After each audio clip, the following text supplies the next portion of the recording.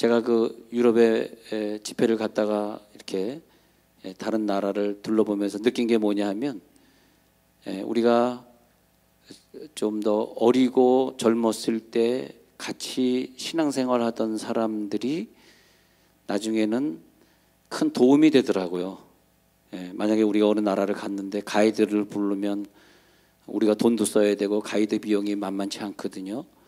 그런데 우리가 어렸을 때 같이 신앙생활을 하던 사람들이 시간이 지나면 그들이 세계 선교사로 나가 있고 또 세계에 퍼져 있으니까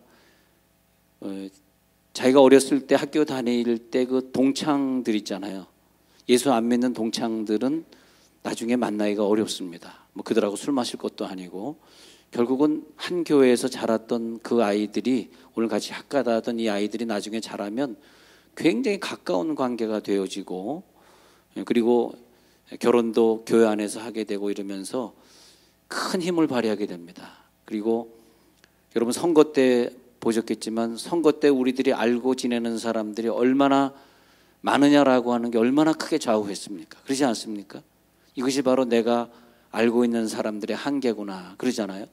그런 것처럼 나는 우리 학생들이나 청년들이 좀 더 결속을 하고 또 이렇게 그 제3자처럼 떠돌아다니는 그런 학생들이 되지 마시고 교회 안에서 뜨겁게 같이 신앙생활하고 같이 은혜 받고 그리고 그 결속력이 정말 모든 물건을 통용할 정도로 서로 결속력이 되면 나중에 우리가 어떤 사람이 선교를 가더라도 그 청년들이 나중에 돈을 벌게 되는 직장을 갖게 되는 때가 됐을 때 그 친구 선교사를 돕게 될 거 아닙니까? 그런 것처럼 나중에는 큰 주의 일을 하게 되는 그런 역사를 보게 됩니다. 저희 교인들이 예를 들어서 어느 지역에 간다 그럴 때 제가 알게 되면 꼭 어느 부분을 소개하는 경우가 있습니다.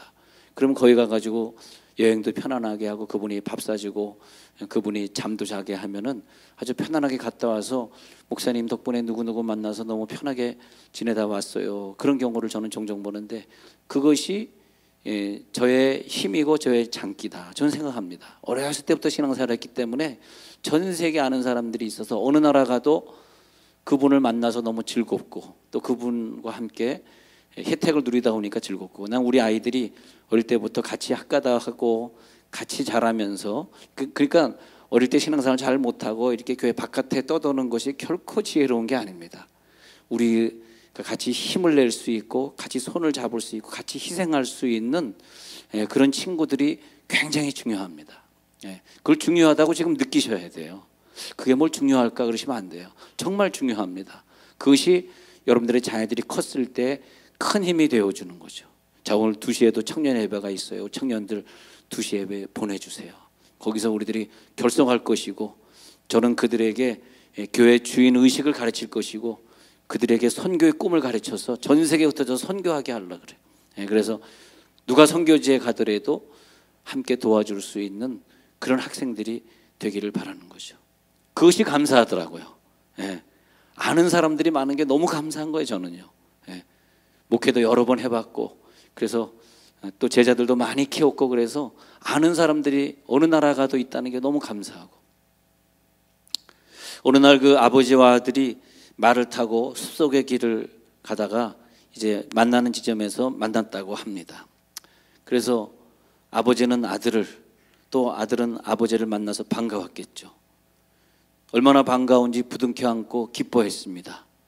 그런데 그때 아들이 아버지께 이런 말을 했습니다. 아버지, 우리의 하나님께 저는 너무 감사해요. 그래서 궁금해서 그 감사한 이유가 무엇이냐 물었답니다. 아들이 하는 말이 제가 지금 아버지를 찾으러 오는 도중에 나무 뿌리에 걸려서 말이 3번이나 쓰러졌어요. 근데 3번 쓰러지는 동안 저는 한 군데도 다친 데가 없이 이렇게 살아왔어요. 그래서 하나님 앞에 얼마나 감사한지 몰라요. 그 말을 들은 아버지는 그것도 참 감사하구나. 우리 아들이 그걸 감사하니까 너무 기분이 좋구나. 나도 감사하자꾸나. 나도 너를 찾으러 오는 길에 너를 만나서 감사한데 내 말은 또 한 번도 넘어지지 않아서 감사하구나. 너는 넘어졌는데 다치지 않아서 감사하고 나는 나무 뿌리에 걸려서 넘어진 것이 없으니 또 감사하고 우리 다 하나님 앞에 감사해야 되겠구나, 그런 말을 했다고 합니다. 우리가 하나님 앞에 시간을 받아요. 시간을 받는데 시간에서 12달을 하나님 앞에 받고 그 다음에 그 중에서 3번의 절기를 지키라고 하나님 앞에 명령을 받습니다. 3번의 절기 중에 가운데 절기가 맥추감사절을 지키라, 그렇게 하나님이 명령하셨어요. 그래서 지난 6개월 동안을 돌아보면서 6월 마지막 주일에 하나님이 나에게 주신 은혜가 무엇인가. 저는 6월 마지막 주일에 아까 오전에 예배 전에 기도하면서 여러분들이 연말연시에 내주신 송구영신 예배 때 내주신 기도 제목을 저는 쭉 훑어봤어요. 쭉 훑어보니까 많이 응답이 됐더라고요. 그런 것이 저는 감사하더라고요. 6개월 동안 기도했더니 우리 교인들이 이런 응답을 받았구나.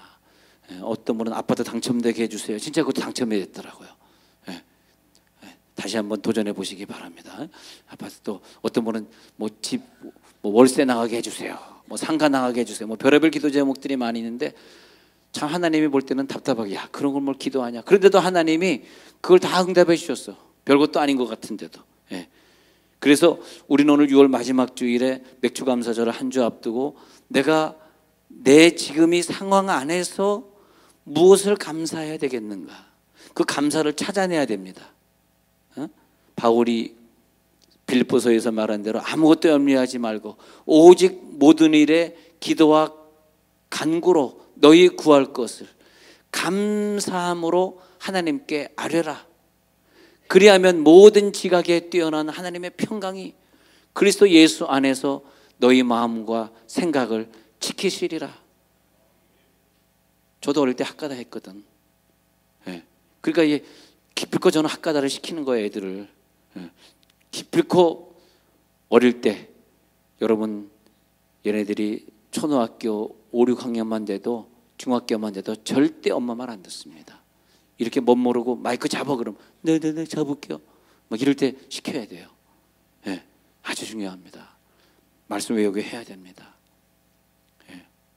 그래야지 얘네들이 다 목사가 될 거 아니에요. 싫은가 보네, 표정들이. 비록 무화과 나무에 꽃이 없고 포도나무 열매가 없고 감람나무에 소출이 없고 우리의 양이 없고 외양간에 송아지 없을지라도 난 여호와로 인하여 감사하리라. 자, 무엇을 우리는 감사해야 될 것인가? 난 어떤 것이 감사한가? 아무것도 염려하지 말고 오직 모든 일에 기도와 간구로 너희 구할 것을 감사함으로 하나님께 아뢰라. 그리하면 모든 지각에 뛰어난 하나님의 평강이 그 다음에 축복을 예비해 주신다는 거죠. 그 다음에 복을 예비하고 있습니다. 지금 내 상태에서 도저히 감사할 것이 없는데 무엇을 감사할 것인가? 그걸 생각해야 되는, 무엇을 감사할 것인가? 마키 바덴이라고 하는 독일 사람이 있었습니다. 한 번은 지방 여행을 갔다가 값싼 여관에서 잤답니다. 아침에 일어나 보니 신발이 없었어요.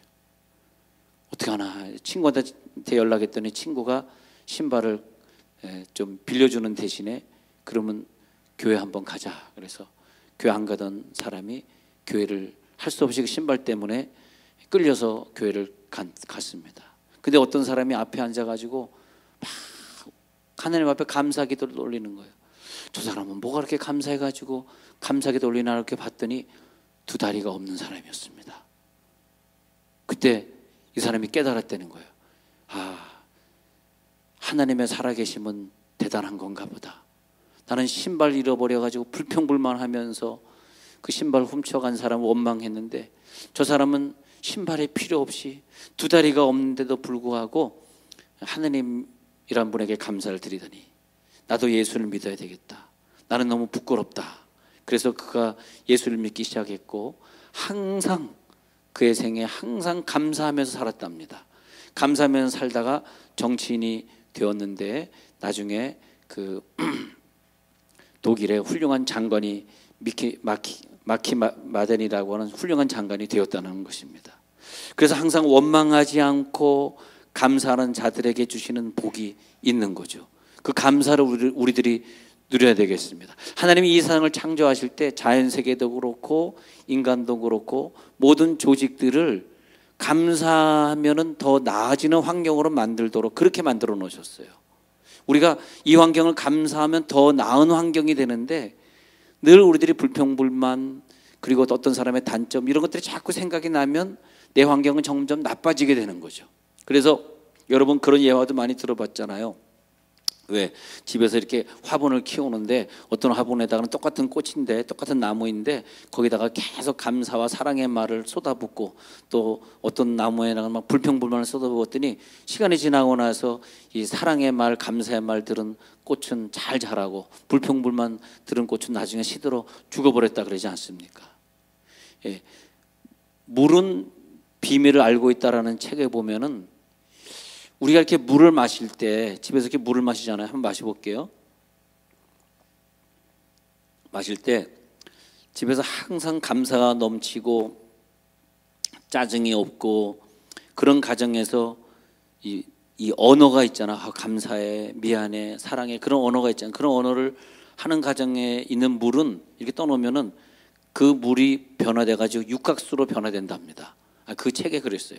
그래가지고 항상 물을 떠놓고 하나님 앞에 감사하래. 하나님 나에게 이 물을 주신 거 감사합니다 하고 감사하고 이렇게 마시면 이 물이 내 몸에 들어가서 건강을 준다는 거죠. 근데 이 물에다가 계속 불평불만을 갖다 해놓고 마시면 이 물이 육각수가 깨져가지고 안 좋은 물로 우리 속에 들어와서 우리들의 세포를 파괴한다는 거죠.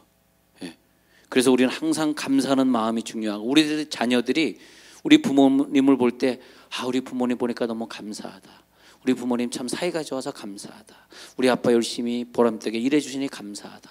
엄마 열심히 밥 해주는데 늘 사랑하는 마음으로 밥을 해주시니 감사하다. 이렇게 늘 아이들이 감사함을 느끼게 되는 환경을 만들어줘야 된다는 거죠. 그래야지 아이들이 복을 받는다는 것입니다. 2018년도 기준으로 의학협회에서는 3명에 1명꼴로 암을 경험한다고 합니다. 쭉 줄 서 있으면 1, 2, 3, 1, 2, 3, 1, 2, 3 해가지고 1, 2, 세 번째 암 경험하고 1, 2, 세 번째 암. 그렇게 이 암이라고 하는 것은 너무 평범해져 버리고 말았어요. 예. 평범해져 버리고 말았어요. 그런데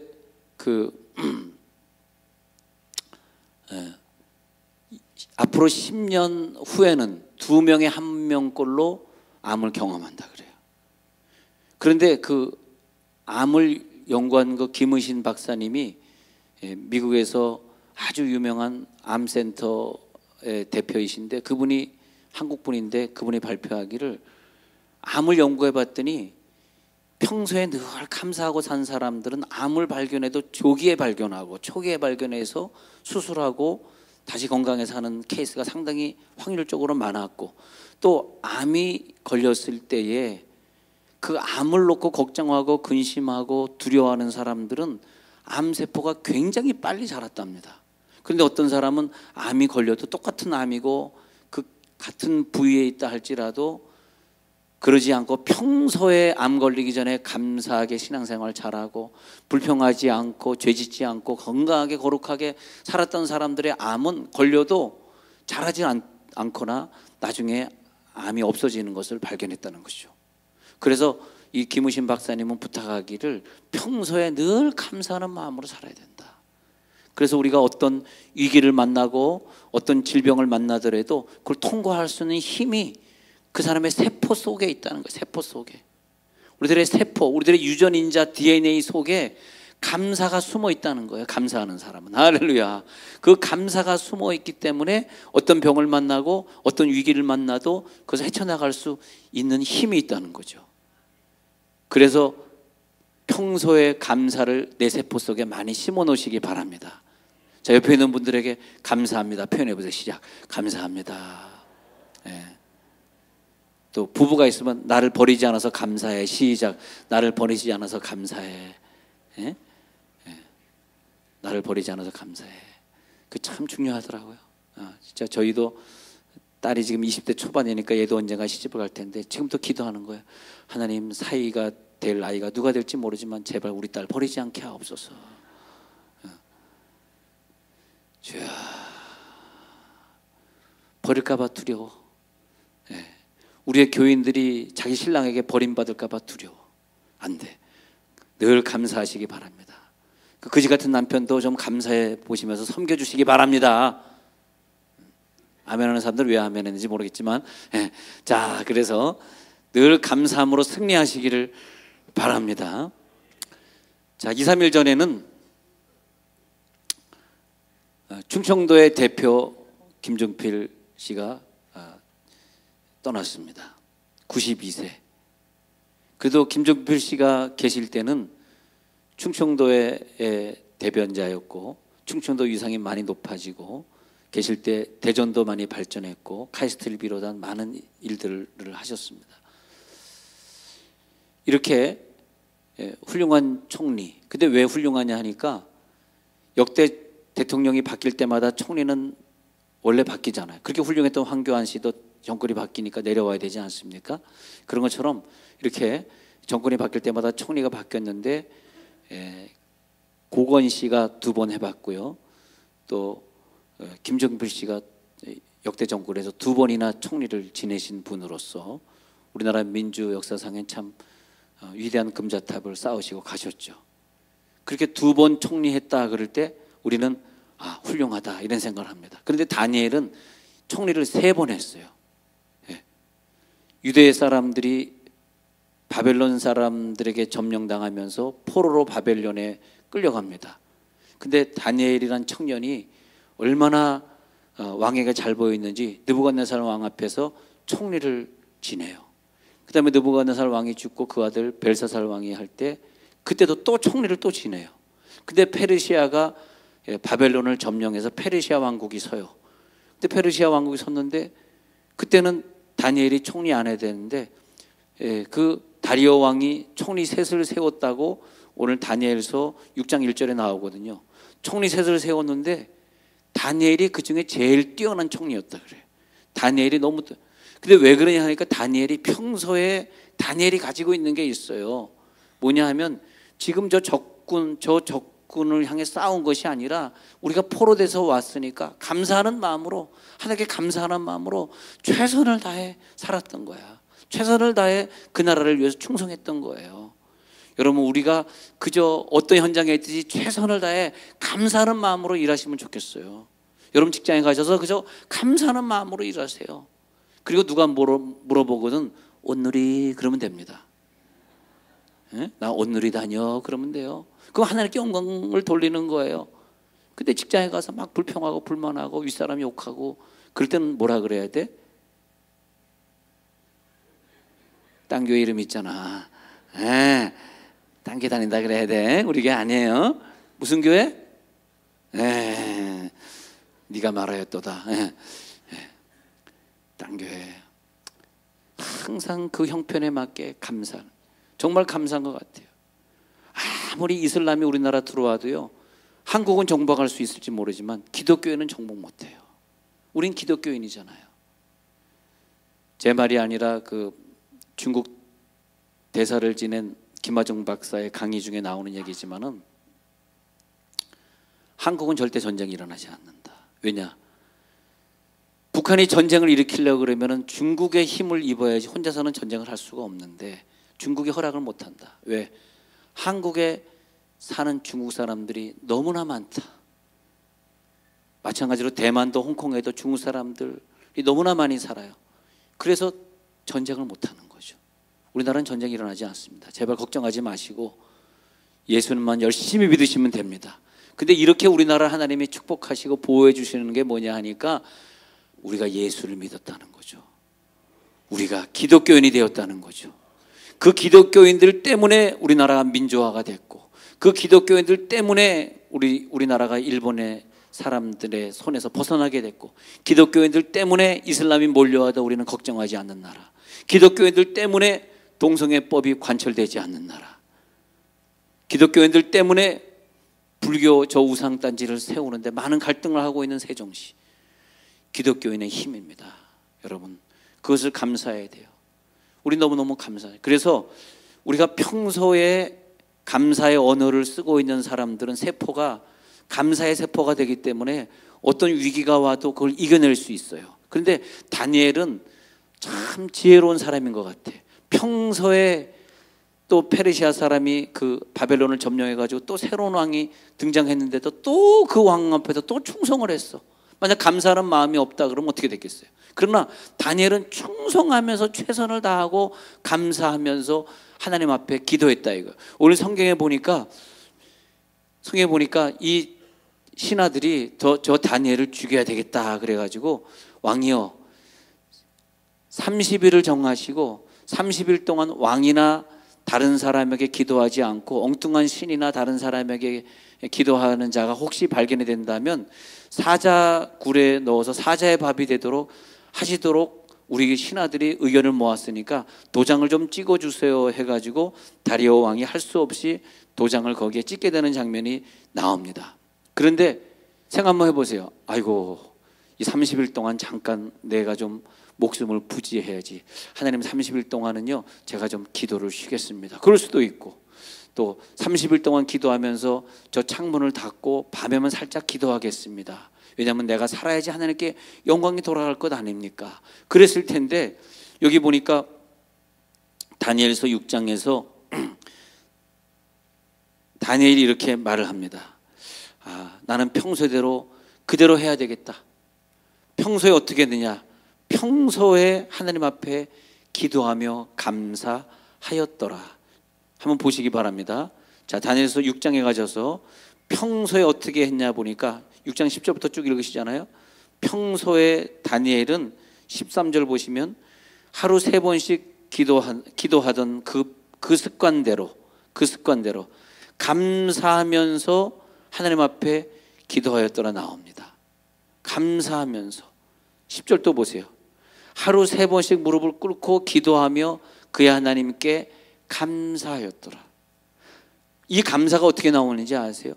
평소에 자기가 적군의 지배를 받고 이방 땅에 포로로 끌려왔을 때 그걸 불평하지 아니하고 평소에 하나님 앞에 감사하면서 거기서 충성하고 최선을 다한 대로 환경이 바뀌고 이 30일 안에 내가 기도하는 게 발각이 되면 나는 사자의 밥이 될 거야. 그런 생각을 했는데도 불구하고 다니엘의 지혜가 뭔지 아세요?